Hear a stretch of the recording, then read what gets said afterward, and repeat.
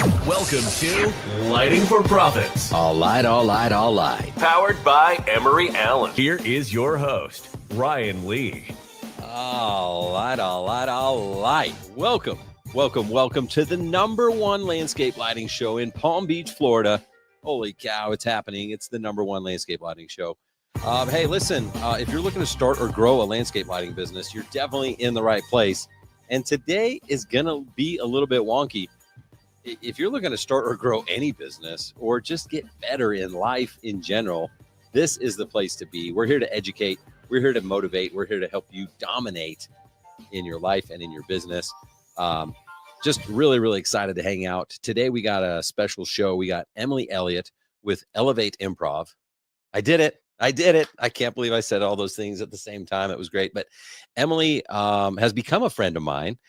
We had Emily come and help out at Secret Summit last month in West Palm Beach, Florida. And I got to say, it was an epic event. And she actually helped kick it off.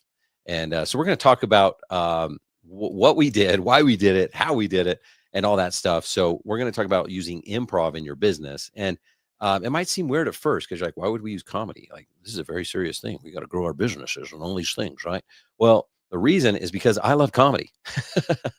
So a lot of people would rather go see a concert and listen to music. Like, I want to just go see a comedy show because I think it's funny. And it is. So I'm excited to have Emily on. Before we have her on, I want to talk about a couple things. So number one, thank you guys. Thank you for your support. We are stacking the 5-star reviews. If you haven't, just a gentle reminder, go to Apple or Spotify, preferably Apple. I feel like I don't want to, hate on the Spotify people, but we're trying to get to 100 5-star reviews on Apple. We're at 86 now. So we're getting closer. And you just go to Lighting for Profits, and then you just hit the 5 stars, and then you write something nice. Maybe you write something nice about Emily after today's show. So that's what we're trying to do. But thank you guys so much for your support. Really, really appreciate it. Such an honor, and I have a blast being able to do this show, hang out with cool people, interview some great people. So before we have Emily on, a couple weeks ago, I got the opportunity to go to Europe. Lindsay and I went to Greece, and then we actually hung out for a couple more days, went for a few days in Portugal. My second home. It's not my second home, but I want it to be. And we went to Santorini, we went to Mykonos, then we went to Athens, and some of it was vacation and some of it was work. But the reason we went there is because Sterling put on their Sterling Summit, and they have a summit every year, and it's awesome and people love it. But this one was special. It was in Athens, Greece. It was kind of a big deal, and got to meet and hang out and get trained by Eleftheria Deco and her team. And it was, the vacation, I could go on for days about the vacation. It was sick. We had such a blast hanging out with other people and stuff like that. But in terms of the work, right, when we got to work, it was awesome. Eleftheria and her team, she's responsible for doing the opening and closing ceremonies of the Olympics when it was in Athens in terms of the lighting design. She also did the lighting for the Acropolis, Temple of Poseidon, many other monuments and historic buildings and non-historic buildings throughout Athens.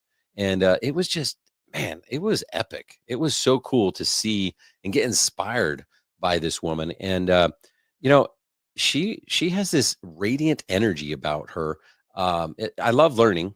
Actually, when I was in college, I got a marketing degree. I hated learning. How do I get out of class?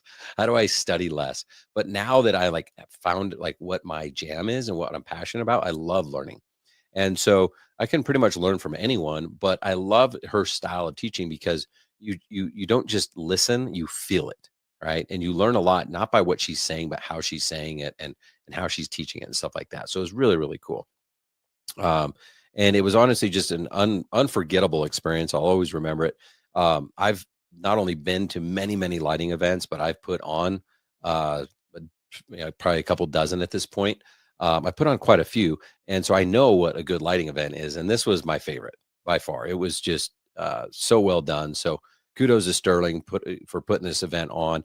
It was amazing. And I think some of it was because I wasn't in charge. I was like, sweet. I get to be the student. I get to enjoy. I get to take notes. I get to do my thing. So that was really, really cool. But the reason I'm telling you all this is because I want to share, there's 3 or 4 points that kind of stood out to me that I thought would be valuable to you that I brought home from this experience. And so in really no particular order other than just what's on my mind. The first one was that, her and her team, like she's a true like lighting designer. And I'm probably going to offend some people right now, but I feel like our community, like myself included, we're more like contractors that identify as lighting designers, like we're like contractors that also do lighting design. And that's okay. Like, but she doesn't install. Like she is a lighting designer and her and her team, they spend so much time just conceptually like envisioning things and bouncing ideas off each other. And as lighting designers, and installers, contractors, whatever, a lot of times we don't have time for that because we have a homeowner that's like got an $8,000 budget. Like you can't spend 80 hours like thinking about like how many lights you want to put on that tree. You're just going to put 2 lights on the tree. And you're going to just use the same fixture, right? But it was really cool to see an insight into how they do things. They'll spend days just on concepts and trying new ideas and things like that. So that was really cool to get inside the mind of a lighting designer and how they operate their business without the thought of how am I going to install this and anything like that. They truly get paid for their designs. The second thing was, she said this a few times, but she's learned over her life and career to say no. And I'm sure, getting started and if you're in this position too, I feel like there's different times of my life and career where I can afford to say no. I'm like, no, I'm just not going to do that. And it's not easy to do when, if you don't have people knocking down your door and like, hey, please let us work with you.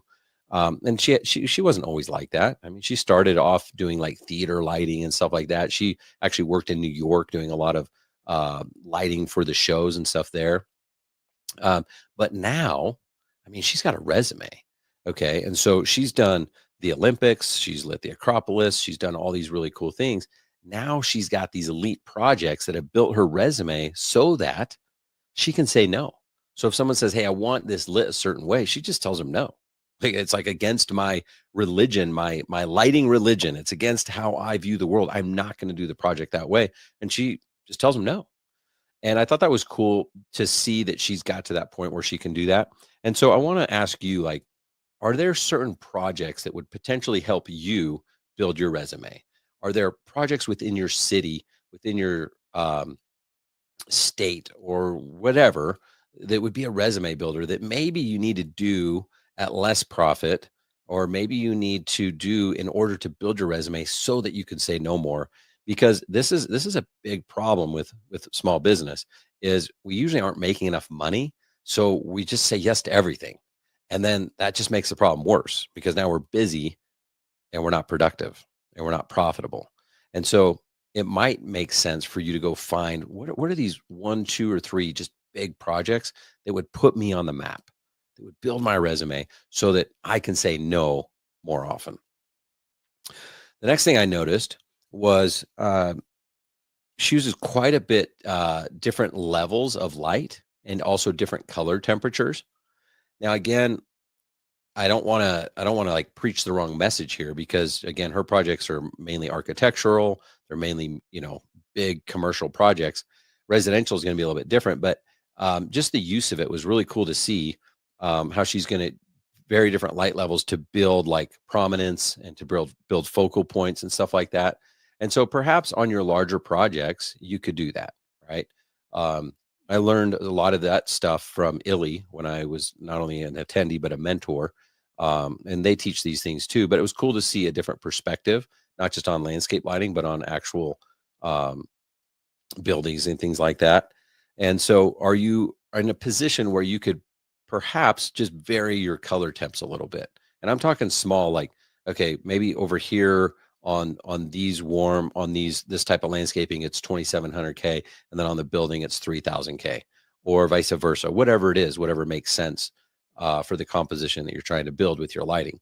But that was a takeaway for me. Another one was really cool when they were talking about their projects.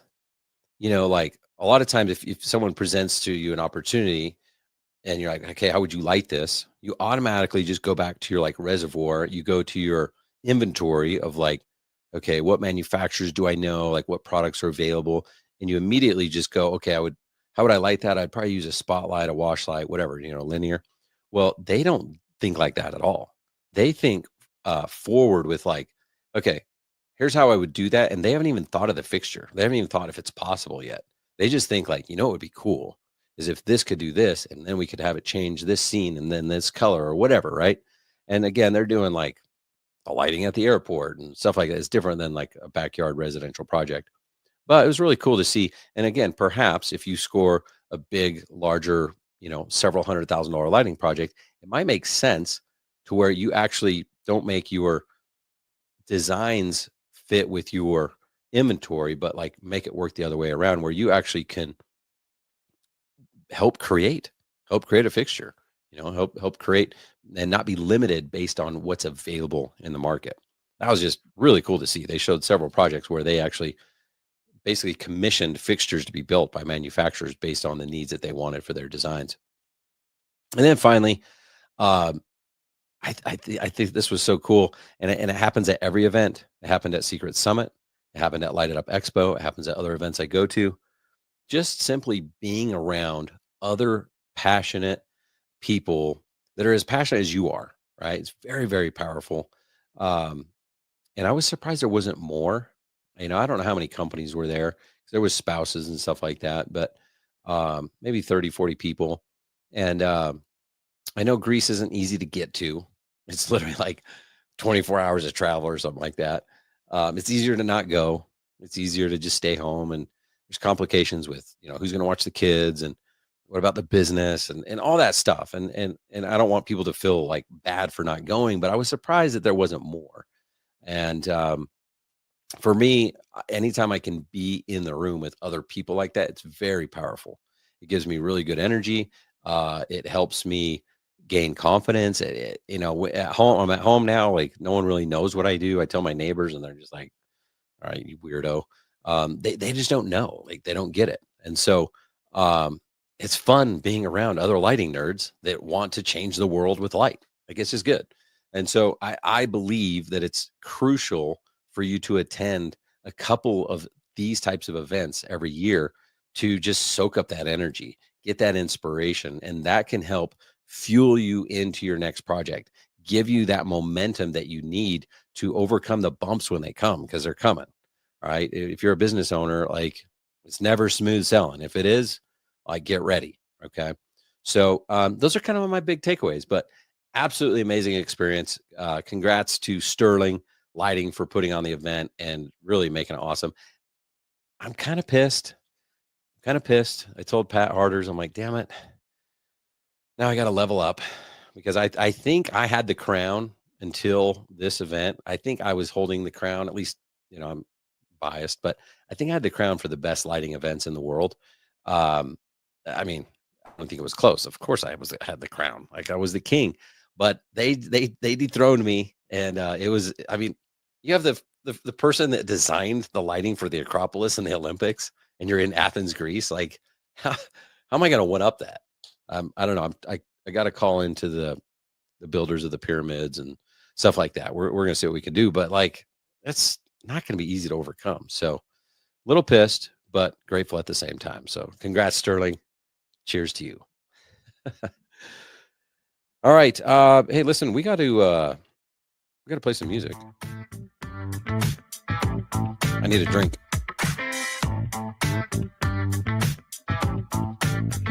Hey, by the way, if you've been listening for a while now, I care about the client experience. It's an easy way to differentiate yourself from the competition. It's easy. Don't let a bad lamp ruin your client experience. Emery Allen makes premium LED lamps for lighting professionals who demand the best. Don't settle for less. Upgrade your designs and installations today with Emery Allen. Reach out to Tom G at emeryallen.com to learn more and take advantage of their contractor pricing. All you need to do is email Tom G at emeryallen.com and mention Lighting for Profits, and he will hook you up with that discounted contractor pricing. Email Tom G at emeryallen.com. Don't go to their website unless you want to spend more money. You can do that. It's free country. But just email Tom G at emeryallen.com. All right, guys. Well, I'm ready to get into the show. We got Emily waiting behind the scenes to hopefully help us get all uncomfortable, because that's what life's all about. So, let's see. Where's the music? Where's our intro? Oh, there it is.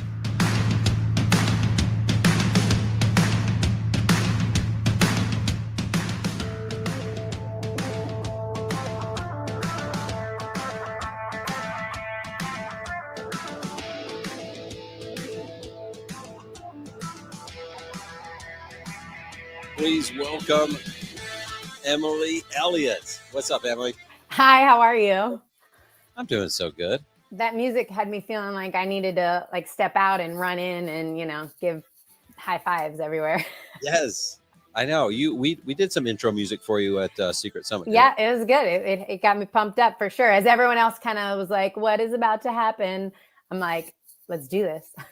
Yeah, I loved it. Oh, I'm so grateful that you came and dominated at Secret Summit. And thank you for being with us here today. Oh, it's my pleasure. I'm happy to talk about all things, like you said, getting a little uncomfortable, just accepting the fact that you can't control everything, and new and challenging. And you mentioned, from the seminar you just went to, the creativity there, just getting all the goods. Yeah, do me a favor and just introduce yourself real quick. I was like, okay, how do I introduce Emily? So I'm just going to let you do it, and then it's more comfortable for me. All right, perfect. I can do that, I think. So my name is Emily Elliott, and I started Elevate Improv over 8 years ago. I had been a classroom teacher for a really long time, and I still, while teaching, said, I want to give kids this opportunity to learn how to think on their feet and be more creative and build confidence and look each other in the eye and all of those things. And so that evolved into summer camps and audition prep. And then during COVID, I worked with some teams virtually to bring businesses together.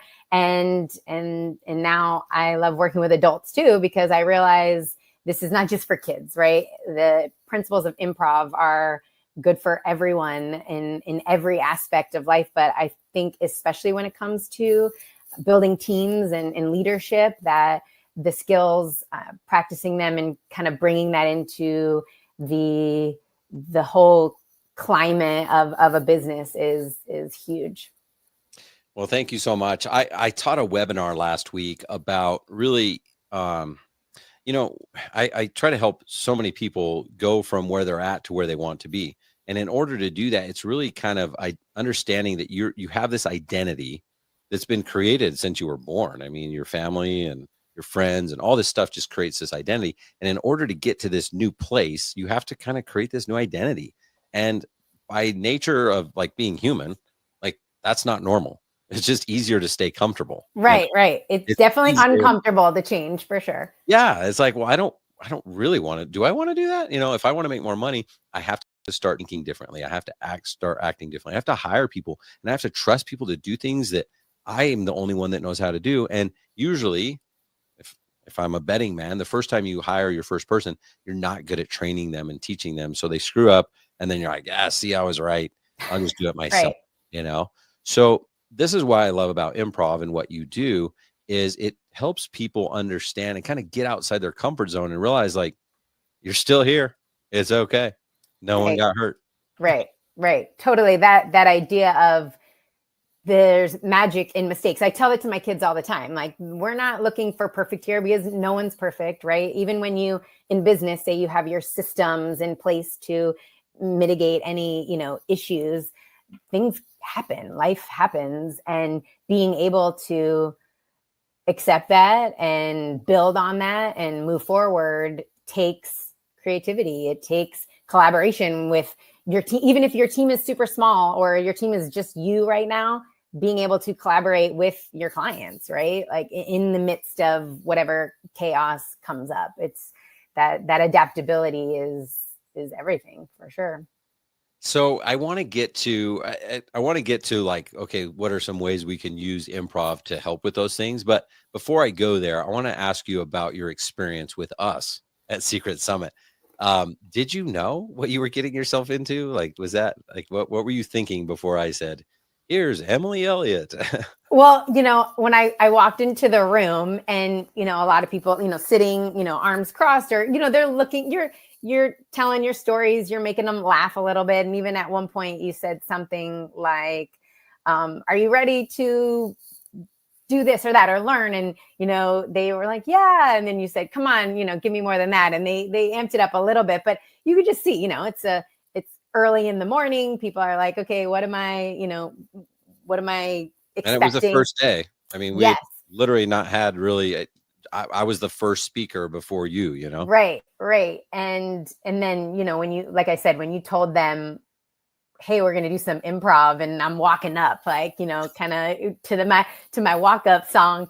And people are like, don't call on me, and I just broke it down. Like, if you're uncomfortable, great. That means some really beautiful things are about to happen. And that's okay.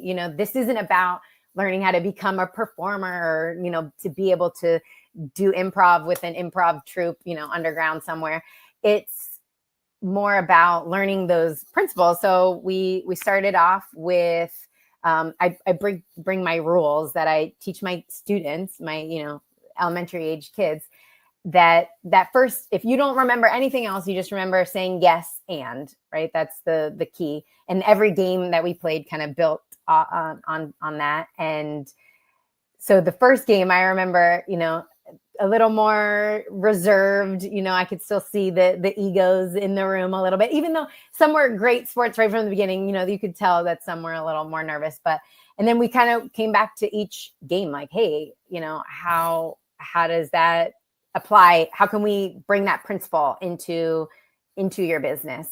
So starting with the yes and, like I said, accept and let's build off that. That doesn't mean you have to agree on the thing, right? Like with your team or the client saying, I want this, even though, hey, maybe that's not going to work. It's like, I am accepting what you're saying. I'm going to bring something here that we're going to talk about, collaborate, and move forward together. And being in the moment, we played some games where, there's no time to think. You just kind of have to do. And that's huge in improv and in life, right? In business, especially when you're in front of a client and they're, waiting for you to respond. You can't be like, I mean, you could say, hey, let me think about that and get back to you, of course. But you want to show that you're there with them, present, and creating conversations.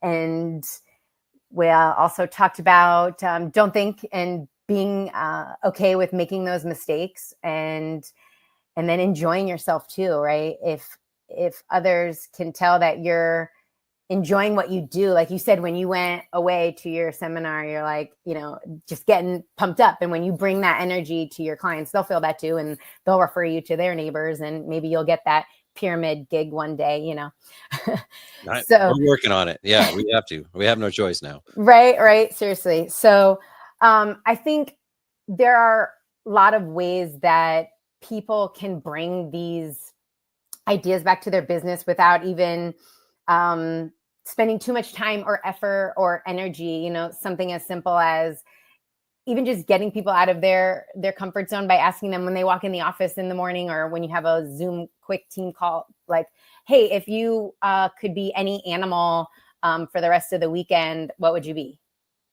I just thought of an elephant. I don't know why. Okay, well, if you had to tell me why do you think you would want to be an elephant? How would that help you this weekend? I would be pretty entertaining. I'm pretty sure my kids would be like, this is dope. Like sliding down the trunk and like holding on to the big foot and stuff. Yeah.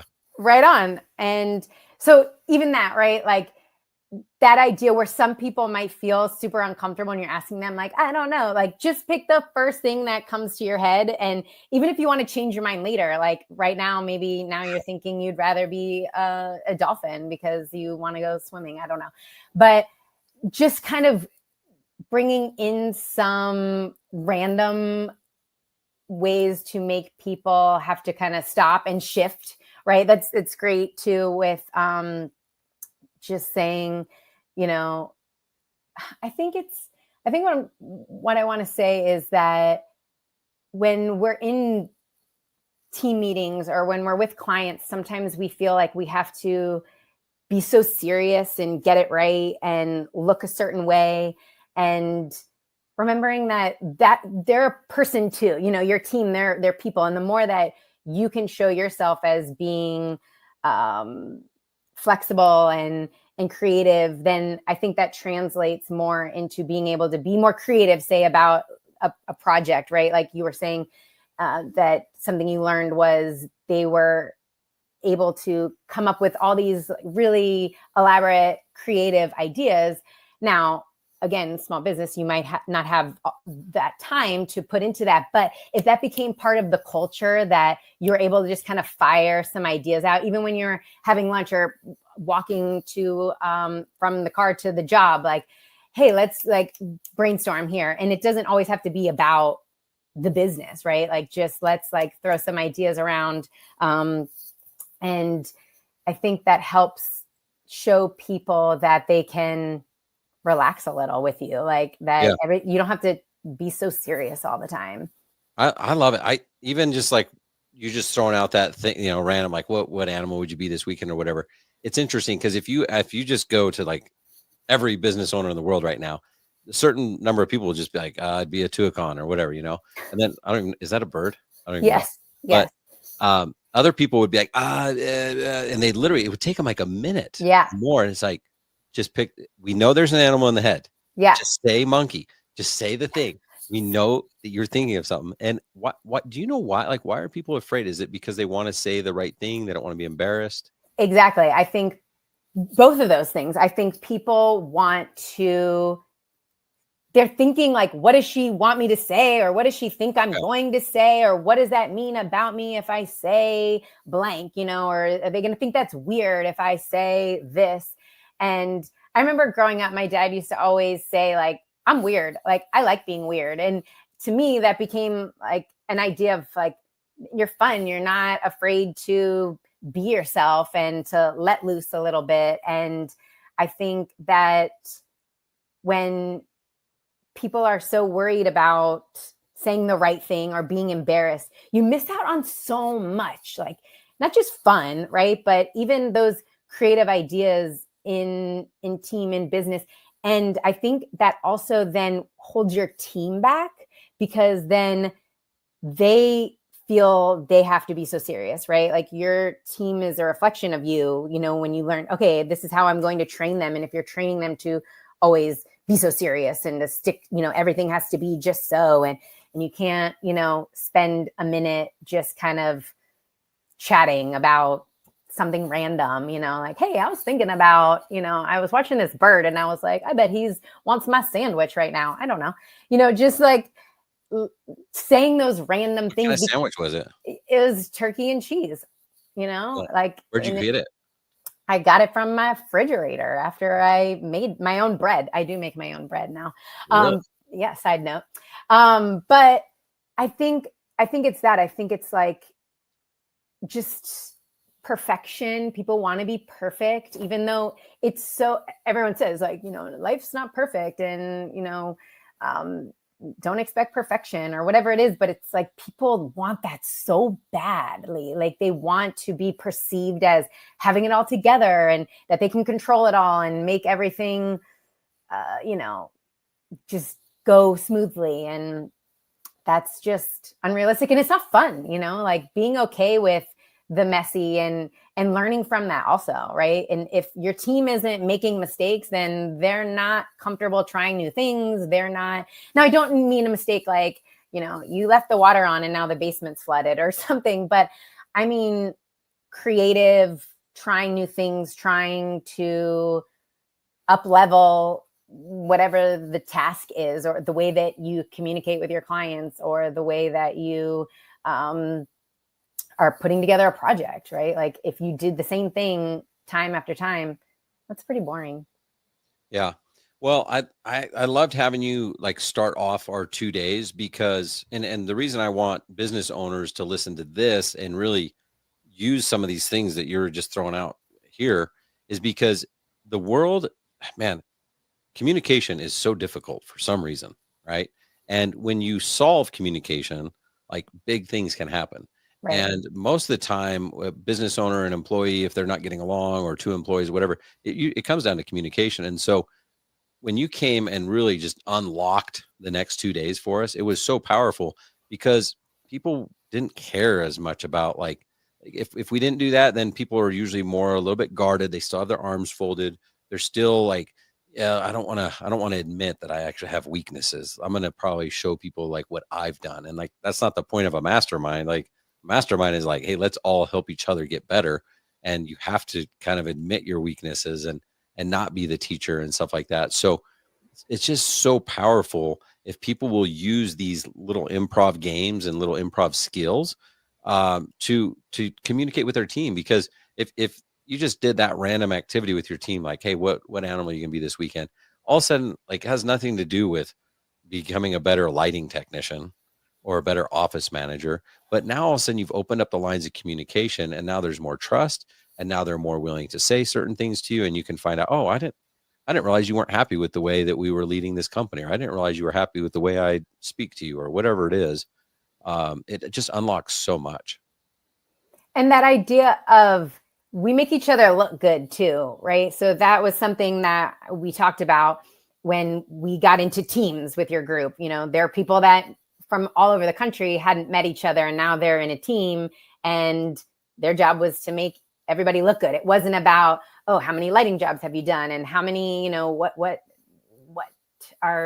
your next project, or whatever it is. It's like, okay, this is our task. One of the things we did, we did fortunately, unfortunately. So we told a story, and every other person had to build on the story, either starting with fortunately or unfortunately. So there's some drama, some craziness happening, right? And there's that listening piece, right? Like, okay, this is the part that they're adding to the story. I'm next, and now I'm going to build on that. And even when someone kind of doesn't know what they want to say, then the next person can kind of throw something in there, because, hey, we make each other look good. It isn't about, oh, my next line is going to be funnier than yours, or it's going to be, more dramatic, or whatever it is. It's like, hey, we're building this together. And even these are things like you could do at lunch with your team, like I said, or driving from one job to the next, or it doesn't take a long time to do any of these games that I think make such a huge difference, would really break down those barriers and show that there's some trust here. Like, hey, I can be a little vulnerable and act a little silly, or say something kind of random, and I know that you're in with me too, and you're going to say yes and with me, and we're going to see what happens, and have a little fun in the process. And then, like I said, it translates into all the other things. Like when there is, like you said, there's some issue in the company, it's like, it's just easier to talk about it, because you've already been through some drama in a story about, unfortunately, the monkey and the toucan, they were fighting over the sandwich, and the sandwich fell and the rabbit ate it. I don't know, like, just, we can talk, and it's like, we've gone through it all, I thought it was funny. We did one of those games. I could tell they hadn't fully loosened up yet, because they were like trying to appease me. It sounds kind of weird. They were like saying things that we teach, and like inside joke, not jokes, but like, so for example, they're like, and then they closed the deal on the spot. And then they charged a premium price, like they're throwing in all the things. Right. I was like, guys, it doesn't have, like, you could bring up the fact that there was a monkey trying to steal a sandwich from the elephant or whatever. Right.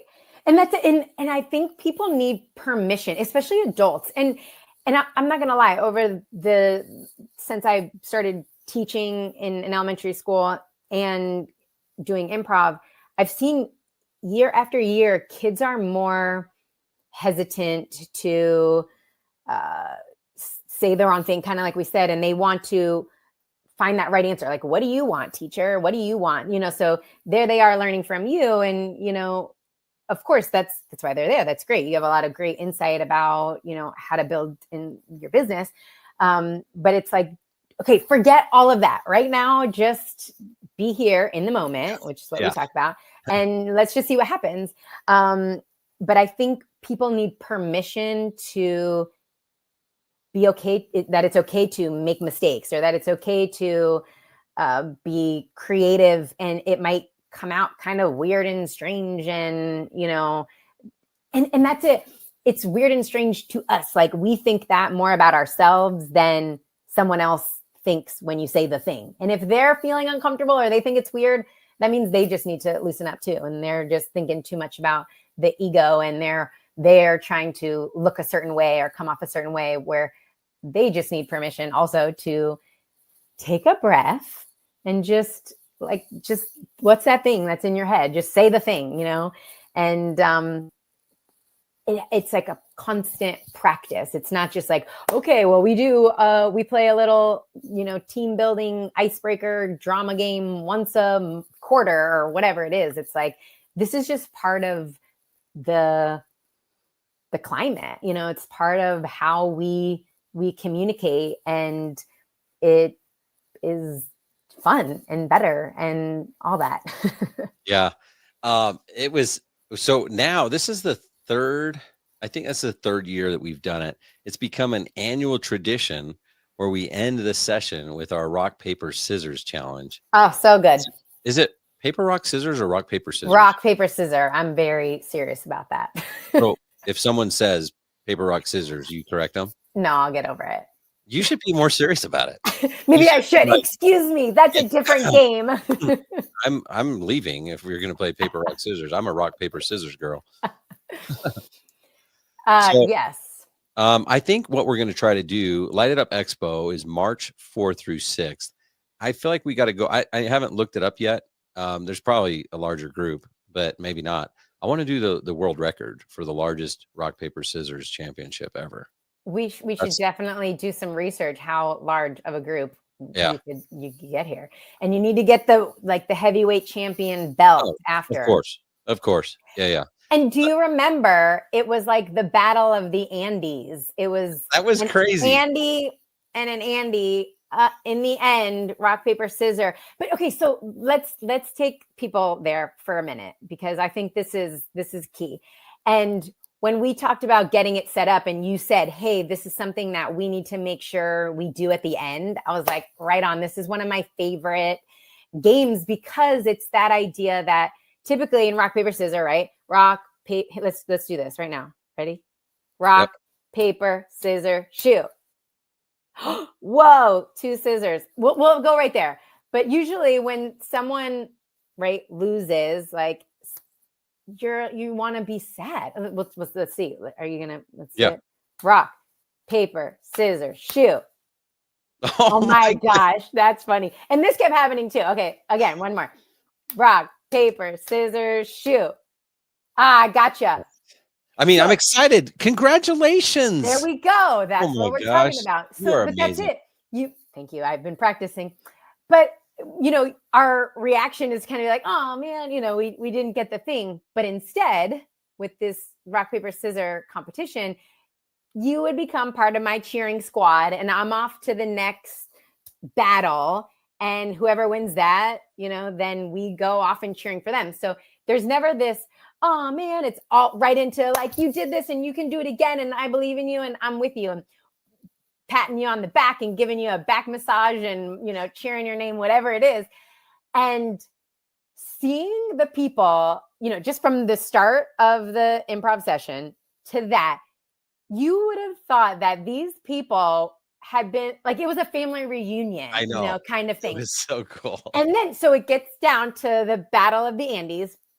We've got a whole group behind Andy one. Andy Schwindler, Andy Thomas. Okay. Thank you. But how does that happen? We have no idea. Right? This is just how life is amazing. Right.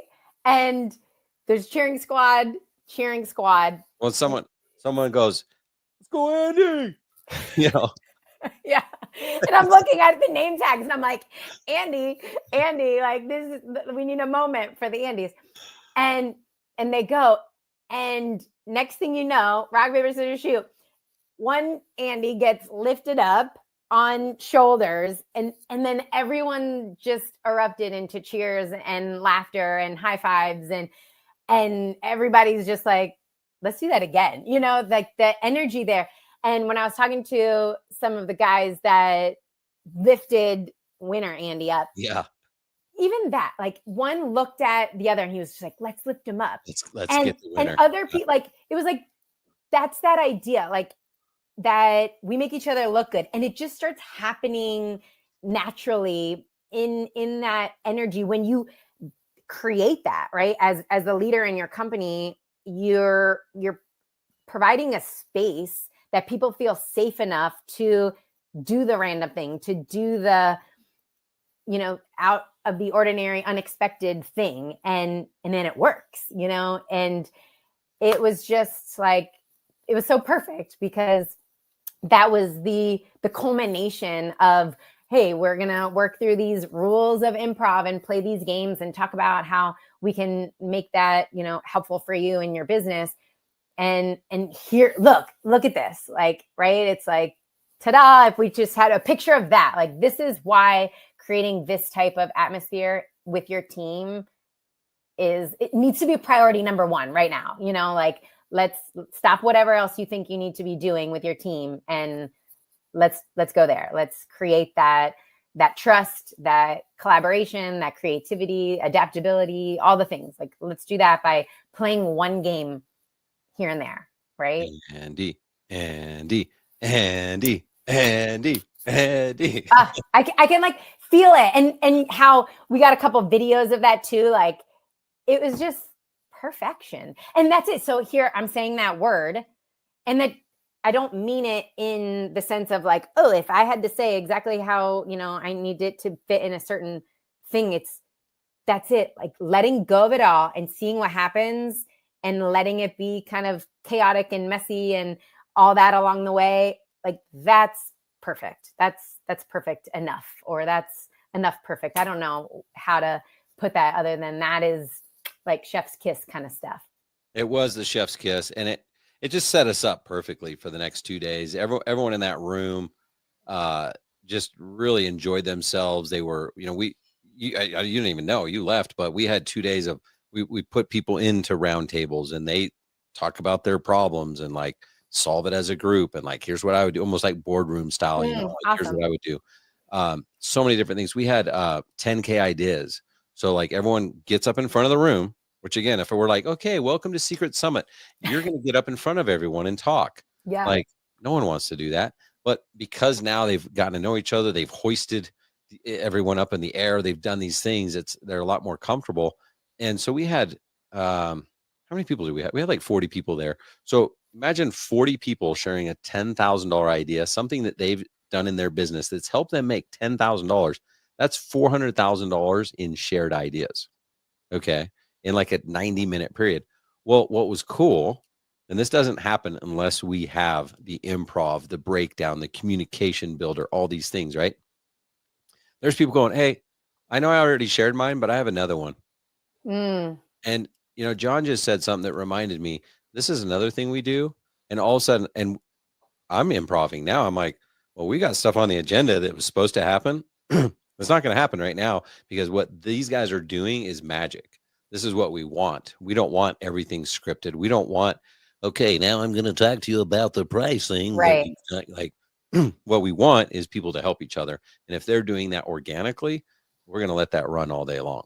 Right on. And that idea too of, I know some of the people that were there are in similar, areas, right? They could ultimately be like competing for the same clients. And that idea of there's plenty to go around, that abundance, that, creativity is limitless. Collaboration is limitless. It's not like, okay, once you get to this point, like, okay, we got to cut it off there. And it just keeps growing and growing because, right, you share that idea. Yes. And that gave me another idea, right? Where it's just that real time, genuine brainstorming, collaborating, and not being thinking, hey, if I share this idea, someone's going to, think that's a strange idea, or someone's going to take my idea and call it theirs. Like, okay, great. We make each other look good. That's awesome. Right. Yeah. I love it. Talk a little bit more about the yes. And like, For me, it's like the opposite of like someone comes to me with an idea in my company, and immediately my natural reaction, if I don't know about these tools and stuff, is like, yeah, but you don't get it. I mean, I'm a business owner. I've been doing this for 16 years. We can't do that. Like that's just the initial like automatic reaction for most people. It's not yes and it's yeah but, right? Is that Total. the purpose That's of the yes and? yes, that has me also thinking about what you said You just did it, about by the way. what's that? You just did it, by the way. Yes and. And even that, like, I'm not perfect either, right? There are times where I go straight to the no, right? But sometimes, and what I try to teach also is that sometimes saying yes and it comes out as a no. And like the woman that you were speaking about, sometimes she says no to a job. That's ultimately saying yes and to your piece, your time, the space, so you can do some other creative things or do something else that maybe is best. But I think that, yes, we definitely have to be careful in our teams to go straight to the no because you know better, right? Even in parenting, like you can't always just tell your kid, no, no, no. You can reframe it, even when you want to say no, even when you know for sure, because you've been in business for a long time and they're like, hey, let's use this thing. And maybe you already tried it and it didn't work, just always kind of starting with yes, or even saying, tell me more about that. Giving a little more space for you to kind of take a breath and listen more, then that goes into being in the moment, right? And creating conversations. Okay. Tell me a little bit more about that thing. And then you can kind of say still, and what I'm hearing you say is, and I notice you really would like to blah, blah, blah, whatever it is, that there's more information. It can kind of, that yes, and you can keep pulling more out when we go straight into no or but, we're kind of derailing the conversation where it's over. Actually, it's not really derailing. Like we're done with it. When you kind of have that mentality of, I know it all and I don't need to hear these other ideas. But when we kind of say yes, and what else is there? Or what else could I learn from this that I don't know or I haven't thought of, right? This is a different person experiencing things in a different way. Maybe I can get something out of that. And so just accepting kind of where they're coming from and building off of that together, okay, how can we move forward together? Even if you have two very conflicting ideas, building that space, that time sometimes is necessary, and even tabling it and coming back to it if it's you find yourself really wanting to say, no. But that's definitely a challenge, I think, for a lot of people. I think especially business owners, because there's so much that you're thinking about all the time, your P&L sheet and the customers that you didn't get back to and following up, and your office manager has, decided that they're not going to work with you anymore. Whatever it is, like there's so many things that I think when the people you hire, they're coming to you. First of all, that's a great thing, right? Like the fact that they want to share something with you or bring an idea, that means they feel comfortable. Like that's great. Whatever is going on, that you kind of built that space. Let's make sure we continue to build off that. If we're always saying no, or yeah, but like, yeah, I hear you, but no, is basically what you're saying right away. I think just giving the space in there that allows for more of those opportunities to, to grow, to communicate, to collaborate together and build some new fun things, creative ideas. Yes. And I was going to say yes. And then now I can't say it without thinking about saying it. All right. That's even that, like business boss, put a little sticky note. Yes. And, or how can I say yes more today? Yes.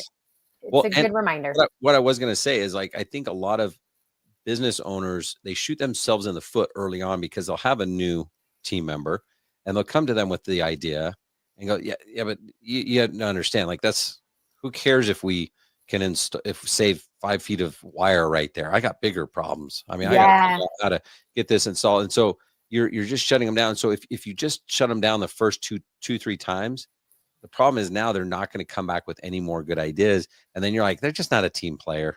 It's like they don't even like their job here. And it's like, well, that's because you didn't learn the yes and strategy. Right. I think that's it, right? We, as the leader, we're responsible for that space. Like, do your employees, does your team feel safe sharing? Or are you looking at them like, what is that idea? Or are you like, oh, tell me a little bit more about that? Even if you think the idea is crazy, you can kind of be like, oh, I didn't think about that. Or, oh, that's definitely an interesting way to put it. Like, tell me more about what you're envisioning. Show me, what does that look like? Or, asking questions, being curious. And I think that is helpful, especially when you, like I said, you just want to say no. You're just kind of quick to shut it down because time is money, right? Like, we don't have time to, talk about random things or something that is so small, right? Like you said, there are other more important things to deal with, but that is the important thing, right? That your team, the way that your team functions as a whole is what ultimately is going to help you grow your business also, because you need to be able to have people that you can trust when you're in Greece learning more about your business, right? Or you're, with your family or whatever it is. Like, you need people you can count on to have that same buy-in. And when you're always shutting ideas down, people, they're out, they're just like, okay, I just keep to myself and do what, my job description is and call it a day. Love it. Well, this has been awesome. My 2 favorite things in life are business and comedy. So when I get to combine them, it's pretty much epic. So I think it's really cool how I've learned over the last few years how I can use improv, how I can use these things to not just like have a good time and like I love to laugh. I love to that's why I love comedy. I just love to laugh. I love to feel good, right? But I it's really cool seeing how we can incorporate it into business and how we can use it to better our relationships and all these things. So it's really awesome. If people want to get a hold of you, what's the best way to do that? You can find me on Instagram or Facebook, Elevate Improv, or you can go to my website, elevateimprov.com. And if you would like to set up a call or a quick Zoom meeting, we can chat a little bit about how you can bring improv back to your teams. I can give some game ideas. Do we have time for one quick game that someone could play like today, right after they're done listening? Absolutely. Yeah. Okay. So how about one word advertisement? Okay. So we're going to sell a light bulb. How about that? Some kind of lighting apparatus. Okay.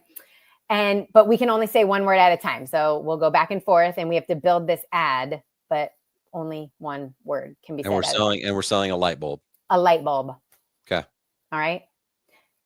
Be the best in the world so that you can have the most time on your hands, because lighting can change the world. If You want to have fun. Whoa, everyone's buying our light bulbs now. Why would everyone not buy this thing right now? We're going to send a link. Please. Yeah, we'll send it out. Every light bulb company will be asking for this recording so they can add. Are we standing on our hands at some point? And so that's the thing, right? Like, did that totally make sense? But each time you're like anticipating a little bit, but you're like, okay, that's not where I thought that was going to go with that person. But like, we're smiling. kind of relax your shoulders a little bit. Like there's possibilities are endless. And what did that take us? Another like 30 seconds, So that's it. These things don't need to take a lot of time to make a big impact. So yeah, reach out, follow me on social media, and I'll throw some little games out there too that you can steal. And that's it too. You can just Google improv games. Like I don't own improv games, but I do make them up. And a lot of the ones that I make up are because of my students, like just kind of random making a mistake in another game. I'm like, oh, I have another idea. So that's it. Just kind of just be present with your people and accept, say yes, all the things. I love it. So good. I think one day what we got to do is have you join me on I'll go meet with a client and we'll have you actually sell the landscape lighting experience. And you know nothing about landscape lighting.